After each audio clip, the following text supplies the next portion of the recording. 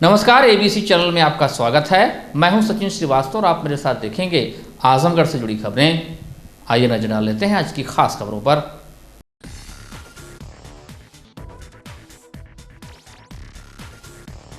खबर के प्रायोजक हैं द आरिस school, Purajodhi, Azamgarh. Admission open. Give your child world class education. Paradise international school, Kendriya Vidyalaya road, Hirapatti, Azamgarh. Admission open. Wooden touch, Bhavnath, Azamgarh और GD global school, Kartalpur bypass, Azamgarh. Admission open. जनपद में मंगलवार को महाशिवरात्रि का पर्व धूमधाम से मनाया गया। पर्व को लेकर शिव भक्तों में अलग सा उत्साह नजर आया। इस बार का महाशिवरात्रि पर्व केवल इसलिए खास नहीं है कि इस दिन पंचग्रहों के योग का महासंयोग के साथ कई महाशुभ योग बन रहे हैं, बल्कि इसलिए भी खास है कि ये पर्व 2 साल बाद बिना किसी पाबंदी के मनाया गया। महादेव मां पार्वती के विवाह के लिए मंदिरों को लाइट गुब्बारों से सजाया गया। दोपहर में शिव बारात निकाली गई, जिसमें हर आमोखास शामिल पूरी श्रद्धा के साथ शामिल हुए। साथ ही सुबह से ही शिवालयों में बम बम बोले के जयकारे के साथ शिवलिंग पर जलाभिषेक करने का क्रम लगातार जारी रहा। शिव और शक्ति के महामिलन के इस महापर्व पर नगर के शिवालयों में भक्तों की भारी भीड़ उमड़ी। बेलपत्र, फूल मालाओं, धतूर, धूप आदि समर्पित करते हुए भक्तों ने महादेव का जलाभिषेक कर उन्हें प्रसन्न करने का प्रयत्न किया। इस अवसर पर भवरनाथ मंदिर में अहले सुबह से ही लंबी लंबी कतारों में लगकर भक्तों को भोलेनाथ के दर्शन करने पड़े।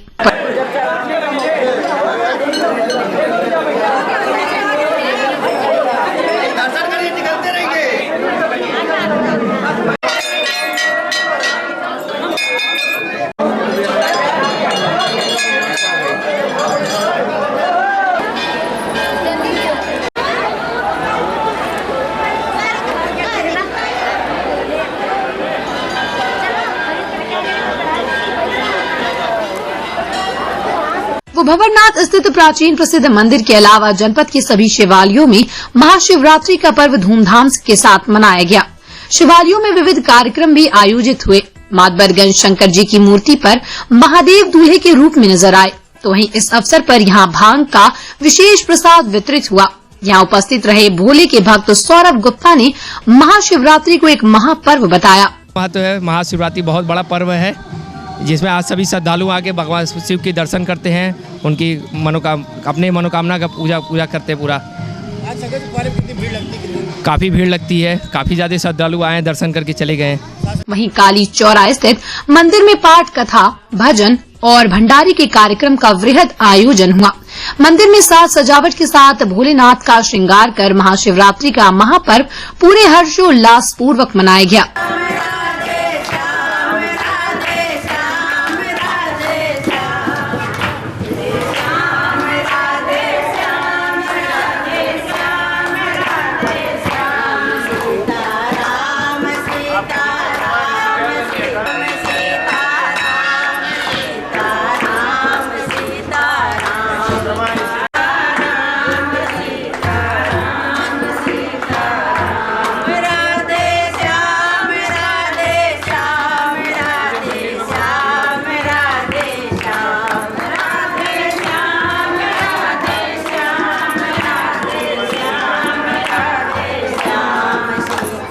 इस अवसर पर मंदिर के पुजारी शैलेश पांडे और उनकी पत्नी राधा देवी ने मंदिर में आयोजित हुए कार्यक्रमों के बारे में विस्तार से बताया। आज शिवरात्रि के पर्व पर यहाँ शिव विवाह होता है, भंडारा होता है, कथा का आयोजन होता है, शिव विवाह होता है। अरे भक्त 1000-1500 की भीड़ होती है। के दिन के पार्वती जी हिमालय राजा के घर में जब पैदा हुई थी तो बहुत बड़ा तपस्या की थी। उसी तपस्या के कारण हम लोग महाशिवरात्रि मनाते हैं और इस शिवरात्रि में इस पर्व पर शंकर जी और पार्वती जी का शादी होता है। माउंट शराब कांड में शामिल 50,000 का इनाम घोषित शराब माफिया मंगलवार की सुबह अहरौला क्षेत्र में पुलिस से हुई मुठभेड़ के दौरान गोली लगने से घायल हो गया। इलाज के दौरान उसे जिला अस्पताल ले जाया गया। गौरतलब है कि अहरौला थाना क्षेत्र के माहुल बाजार स्थित देशी शराब की सरकारी दुकान से बीते 20 फरवरी को बेची गई जहरीली शराब के चलते 7 लोग असमय काल के गाल में समा गए। इस घटना में मृत लोगों के परिजनों की सिसकियां आज भी थमने का नाम नहीं ले रही है। घटना को गंभीरता से लेते हुए पुलिस ने शराब माफियाओं के काले कारोबार को नस्तोनाबूद करने के लिए कमर कस ली है। माहौल शराब कांड की घटना के बाद शराब माफियाओं की गिरफ्तारी के प्रयास में जुटी पुलिस ने बीते दिनों अहिरौला क्षेत्र के रुपाईपुर गांव में छापेमारी कर नकली शराब और कफ सिरप बनाने की अवैध फैक्ट्री का पर्दाफाश करते हुए 2 लोगों को गिरफ्तार किया है। इस घटना में शामिल मोहम्मद नदीम बीते 24 फरवरी की भोर में पुलिस के साथ हुई मुठभेड़ में गोली लगने से घायल हुआ था। घायल नदीम के 3 अन्य भाइयों पर पुलिस उप महानिदेशक द्वारा 50,000 का इनाम घोषित किया गया था। आरोपियों की धरपकड़ के लिए गठित की गई पुलिस की टीमें गिरफ्तारी के प्रयास में जुटी थी। मंगलवार की सुबह पुलिस को सूचना मिली कि इस घटना में संलिप्त एक आरोपी मोहम्मद नईम पूर्वांचल एक्सप्रेसवे से जुड़ी सर्विस लेन होते हुए तैबरपुर से दुर्वासा की ओर आने वाला है। पुलिस ने अहिरौला क्षेत्र के पूरा दुबे गांव के पास घेराबंदी कर ली।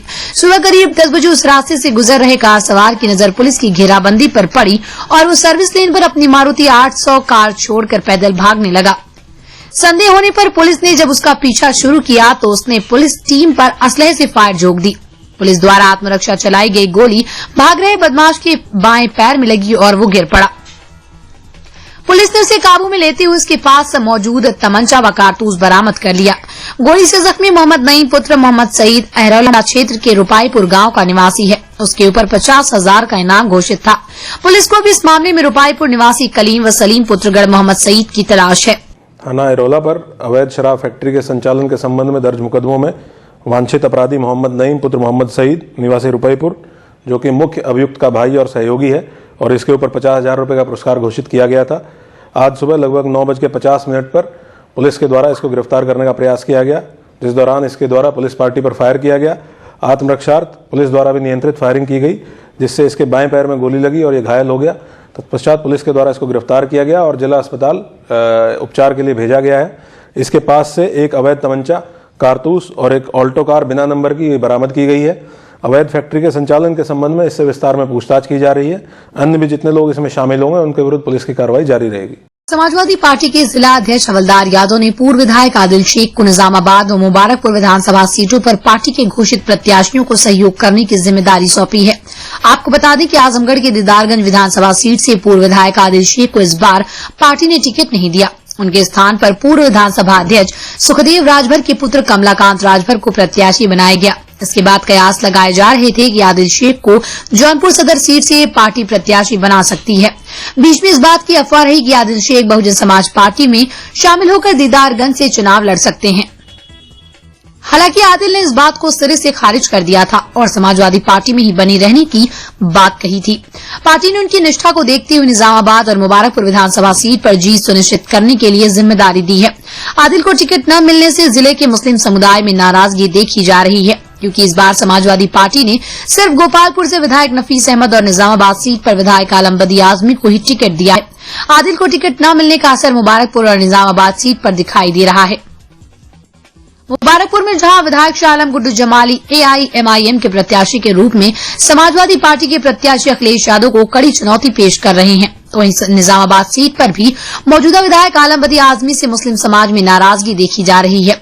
जिले की अन्य सीटों पर भी आदिल को टिकट न मिलने का असर देखने को मिल रहा है। यही कारण है कि जिला अध्यक्ष हवलदार यादव ने मतदान के कुछ दिन पूर्व आदिल को समाजवादी पार्टी की जीत सुनिश्चित करने की जिम्मेदारी सौंपी है।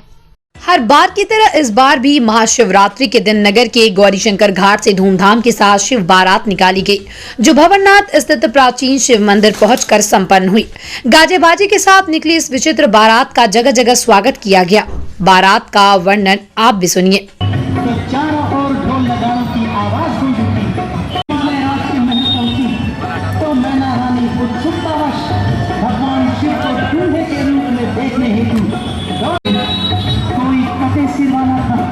किसी का सिर पेट पर लगा हुआ था, किसी के हाथ नहीं तो किसी के पांव नहीं थे, कोई उल्टे पैरों वाला था और भी रौद्र रूप में दूल्हा बने भगवान शिव खड़े थे।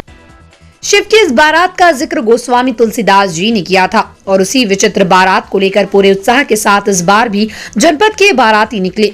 नाचते गाते झूमते अबीर गुलाल उड़ाते इन बारातियों का उत्साह देखते ही बना।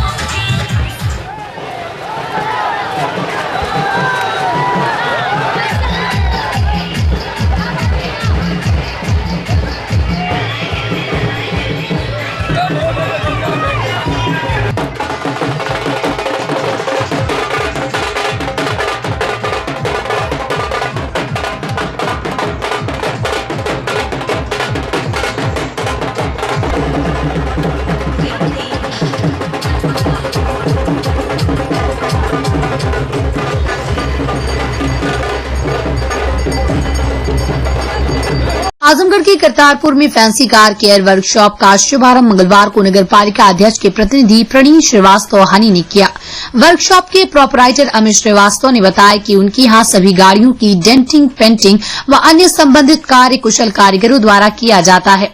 सर्विस के लिए भी कई स्कीम चलाई गई है। 1 मार्च से 21 मार्च तक सर्विस कराने पर सर्विस चार्ज 50% की छूट दी जाएगी। यहाँ पर Shriram general insurance company limited से कैशलेस की सुविधा भी उपलब्ध है। उद्घाटन के बाद चेयरमैन प्रतिनिधि ने प्रोपराइटर अमित श्रीवास्तव को शुभकामनाएं दी। आज वर्कशॉप का यहाँ उद्घाटन हुआ है। ये भंवरनाथ जाते वाले रास्ते पे अपने ब्रह्मस्थान एरिया में है और बिल्कुल इस एरिया के लिए नई ये दुकान है और बहुत ही अच्छी दुकान है। आप सब लोग यहाँ पर अपना गाड़ियों की सर्विसिंग करा सकते हैं, छोटी चाहे 2 व्हीलर हो चाहे 4 व्हीलर। और मैं बहुत बहुत बधाई देना चाहता हूँ अमित भैया को इस नेक कार्य के लिए कि उन्होंने इस एरिया न्यू एरिया में इस वर्कशॉप का एस्टेब्लिशमेंट किया। आजमगढ़ के सिविल लाइन क्षेत्र में संयुक्त किसान मोर्चा की बैठक व प्रेस वार्ता हुई। इस दौरान दिल्ली के किसान आंदोलन से जुड़े किसान नेता योगेंद्र यादव, हन्ना मोल्ला समेत अन्य लोग उपस्थित रहे। किसान नेताओं ने कहा कि बीजेपी सरकार ने किसानों के साथ धोखा किया और उनके खिलाफ काला कानून लाया। किसानों ने जब लंबा आंदोलन चलाया तो उनके खिलाफ प्रोपेगेंडा चलाया गया। यहाँ तक कि पीएम ने उन्हें आंदोलन जीवी कहा। इसके अलावा आंदोलित किसानों को कभी पाकिस्तानी, कभी आतंकवादी, कभी खालिस्तानी और न जाने क्या क्या कहा। वहीं 26 जनवरी 2021 को उन्हें बदनाम करने को लाल किले पर तिरंगे का अपमान कराया। 19 नवंबर को पीएम ने काला कानून वापस ले लिया। योगेंद्र यादव ने कहा कि सरकार ने जो आश्वासन दिया था उसे पूरा नहीं किया। न ही एमएसपी के लिए कमेटी का गठन किया गया, न ही मुकदमे वापस लिए गए। शहीद 715 किसानों को मुआवजा नहीं दिया, बल्कि न तो किसानों को कुचलने के इस मामले में अजय मिश्र टेनी को मंत्रिमंडल से हटाया और उनके आरोपित लड़के को बेल दिला दी गई, जबकि इस मामले में किसान अभी जेल में है। इस प्रकार का ये सरकार पूरी तरह से किसानों के खिलाफ है। इसलिए किसान मोर्चा प्रदेश में चुनाव को लेकर गांव-गांव पहुंचकर किसान विरोधी बीजेपी सरकार के खिलाफ उसे सजा देने की अपील कर रहा है। मोर्चा किसी अन्य पार्टी के लिए वोट डालने को भी नहीं कह रहा। चुनाव के बाद 14 मार्च को किसानों की एक बैठक कर सरकार के वादा खिलाफी के खिलाफ पर से दूसरा आंदोलन शुरू करने की रूपरेखा तैयार होगी। किसान मोर्चा के आह्वान में हम लोग तो ये अपील लेके पूरे उत्तर प्रदेश में घूम रहे हैं।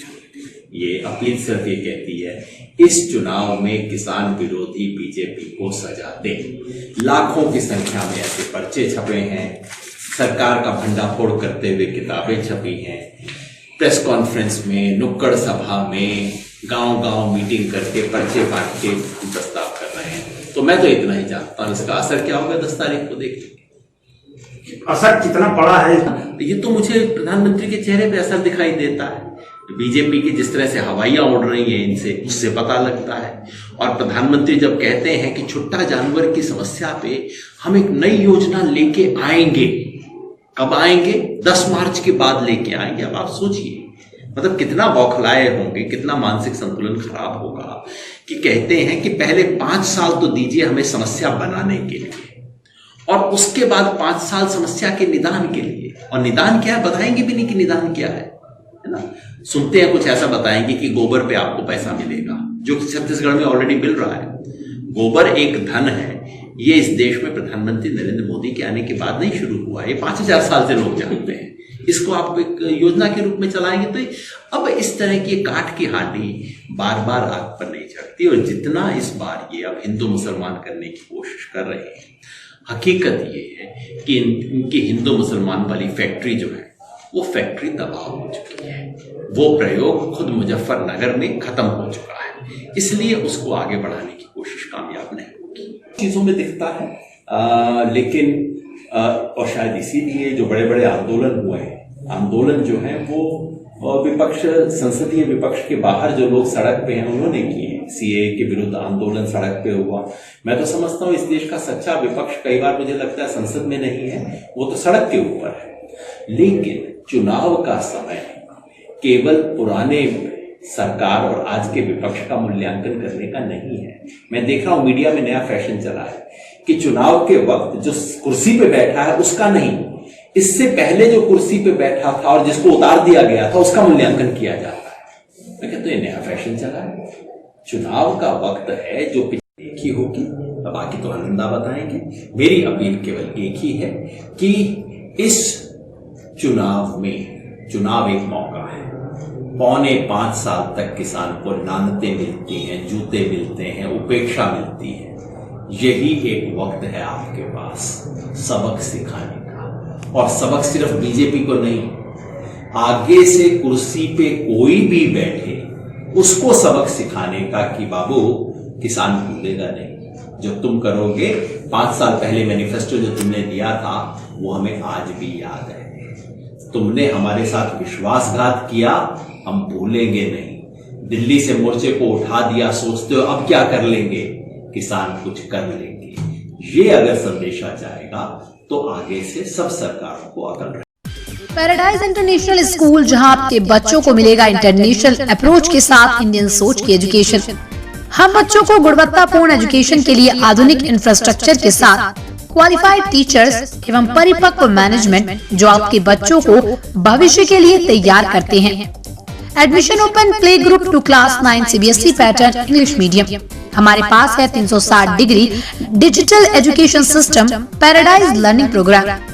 प्ले ग्रुप सेक्शन, जहां छोटे बच्चे के लिए आजमगढ़ का सबसे बड़ा प्ले जोन। अपने बच्चों के उज्जवल भविष्य निर्माण के लिए पहुंचिए paradise international school, Kendriya Vidyalaya road, Hirapatti, Azamgarh. Give your child a world-class education at the Iris School, Purajodi, Mukeriganj, Azamgarh. Admissions open from class playgroup to। अपने बच्चों को दीजिए विश्व स्तर की शिक्षा at the Iris School, Purajodi, Mukeriganj, Azamgarh. Admissions open from class playgroup to class 8।